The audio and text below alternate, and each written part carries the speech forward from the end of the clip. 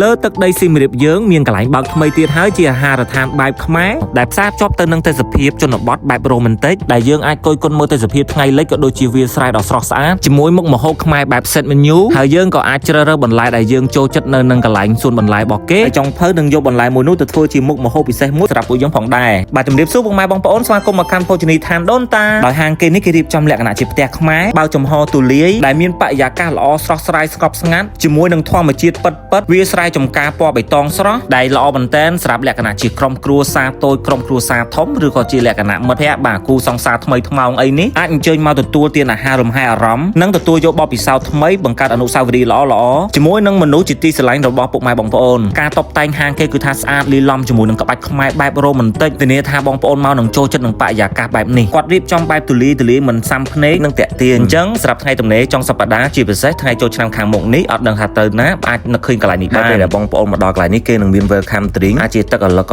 ឬក៏ជាភេសជ្ជៈផ្សេងៗទៅតាមថ្ងៃបឺតមកគ្រូទៅឡើងត្រជាក់ចិត្តតែម្ដងជាមួយនឹងបរិយាកាសល្អទៀតនោះគឺថាអែមែនតើហើយប្លែកមែនតើកន្លែងមួយនេះគេនឹងឲ្យកត្រកយើងមួយនឹងទៅបេះបន្លែនឹងក្រោយផ្ទះគេនឹងបងប្អូនដើម្បីយកមកធ្វើជាមុខម្ហូបមែនខុសពិសេសមួយសម្រាប់ set menu គេដែលមានទាំងអស់7មុខណាហើយបន្លែប្លុកនឹងគឺគាត់ដាំដោយខ្លួនឯងនិយាយទៅបែបធម្មជាតិអត់ប្រើជីគីមីយើងអាចទុកចិត្តបានឃើញទ្របល្អពេកឥឡូវបេះទ្របយកទៅធ្វើជាមុខម្ហូបមួយបដ ாய் ទៅបងប្អូនបាទមានទាំងម្ទេសមានទាំងពេញប៉ោះអីពេញហ្នឹងនិយាយទៅសប្បាយមួយយ៉ាងដែរបាទឥឡូវនេះយកទៅឲ្យចុងភៅគេយកទៅធ្វើសម្រាប់ពួកយើងអញ្ចឹងណាហើយសម្រាប់ set menu បែបខ្មែរនេះតិចគាត់ថាថ្លៃខ្លាំងអត់ទេណាបងប្អូនគឺថាតម្លៃសមរម្យមែនតើសូមបញ្ជាក់អត់មានបូកបញ្ចូលជាមួយនឹង red wine ឬក៏ white wine នេះអីណាបងប្អូនអញ្ចឹងបងប្អូនអាចកំងញ៉ាំខាងក្រៅបាននិយាយទៅគឺថាបរិយាកាសបែបនេះដាក់ wine អីអញ្ចឹងទៅបងប្អូននៅត្រូវមែនតើហើយសម្រាប់ពេលថ្ងៃគាត់ក៏មានជាអាឡាកាតយើងអាចកំងមកបានបើពេលល្ងាចចេះគេមានតែ set menu ទេបាទហើយនេះវិញជាមុខម្ហូបទី1បាទមកដល់ហើយដែលជាភ្លាត្រីជាមួយដំឡូងឈាមមាន់ស្វាយនាងខាទុំផ្លែបឺនិងផ្កាម្ទេសប្រេងនិយាយទៅរសជាតិឆ្ងាញ់មែនតើហ្មងមុខម្ហូបគេមួយបាទមួយម៉ាត់ពីរម៉ាត់អញ្ចឹងណាបើនិយាយពីសេវាកម្មវិញគឺថាល្អដិតដល់មែនតើបងប្អូនឥឡូវនេះបនមកដល់មុខម្ហូបទី2ហើយណែមសាច់ក្តាមរុំជាមួយនឹងផ្លែបឺនិងផ្កាតាថុអត់ស្គាល់ដែរបងប្អូនផ្កាតាថុមិនទេផ្លែប៉ុន្តែនិយាយថារសជាតិវិញដាក់ចូលមាត់មកបងប្អូននោះឆ្ងាញ់ឡើងទុនផ្លែកមាត់តែម្ដងណាគាត់ប៉ិនធ្វើមែនតើរសជាតិផ្លែកមាត់និយាយទៅយើងអត់ដែលបានសាកពីមុនម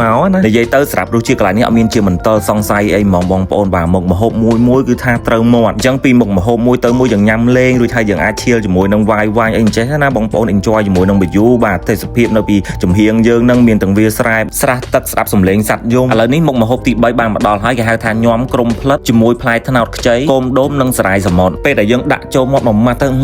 គឺថាមិនបាច់ឲ្យយើងទៅពៀអីច្រើនទេបងប្អូនទុនលាយទៅហ្មងសាលស្នាដៃចុងភៅគាត់នេះមិនបានមែនសឹងថា rate ឲ្យ10លើ10ហ្មងនិយាយថាគេយកចិត្តទុកដាក់ជាមួយនឹងភ្ញៀវណានៅពេលដែលយើងកក់មកញ៉ាំនៅកន្លែងនេះខាង restaurant នឹងសួរយើងថាតើយើងមានអាឡែស៊ីជាមួយនឹងមុខម្ហូបណាមួយសាច់អីអត់ចឹងណាអញ្ចឹងសម្រាប់ព័ត៌មានបន្ថែមការកក់អីបងប្អូនអាចឆាតទៅកាន់ page គេផ្ទាល់ឬក៏លេខទូរស័ព្ទខាងក្រោមបានហើយនិយាយទៅគឺថា highly recommend ហ្មងកន្លែងមួយនេះបងប្អូនអាចមកសាកល្បងញ៉ាំនៅកន្លែងនេះបានបើនិយាយពីរឿងអនាម័យអីហ្នឹងគឺថាស្តង់ដារហ្មងយើងញ៉ាំបណ្ដើបាននិយាយគ្នាលេងបណ្ដើឥឡូវនេះដល់មុខម្ហូបទី4ហើយដែលជាសម្លម្ជូរពេញប៉ោះជាមួយនឹងត្រីសណ្តែកប្រឡាក់ជាមួយនឹងម្សៅអង្ក្រងហើយឃើញមុខម្ហូបតិចអញ្ចឹងថាតិចញ៉ាំអត់ចាយទេបងប្អូននៅនិយាយមក7មុខនេះដាក់មកល្មមសមរម្យតឹងពុះបដ ாய் ព្រោះតាមមុខម្ហូបមួយដូចមានជីវជាតិគ្រប់គ្រាន់អញ្ចឹងណាបងប្អូនបាទញ៉ាំលេងអត់ដឹងថាឆ្អែតអត់ដឹងខ្លួនណាហើយមួយវិញទៀតគឺថាប៉ិនមែនតើអត់ឲ្យយើងទលាន់ទេពីមុខម្ហូបមួយទៅមុខម្ហូបមួយបាទផ្លែកមាត់រហូតឥឡូវនេះមកដល់ម្ហូបទី5តាមក្បួនខ្នាតគេយើងអាចបដូរជាស្រាមួយទៀតបងប្អូនបាទគេហៅថា red wine ញ៉ាំលេងដើម្បីជួយរំលាយអាហារឲ្យបានល្អអញ្ចឹងទៅប៉ុន្តែបើសិនជាពុកម៉ែបងប្អូនមកចូលចិត្តញ៉ាំតែ white wine បាទញ៉ាំតែ white wine ហ្នឹងក៏បានដែរឬក៏ចង់ញ៉ាំជា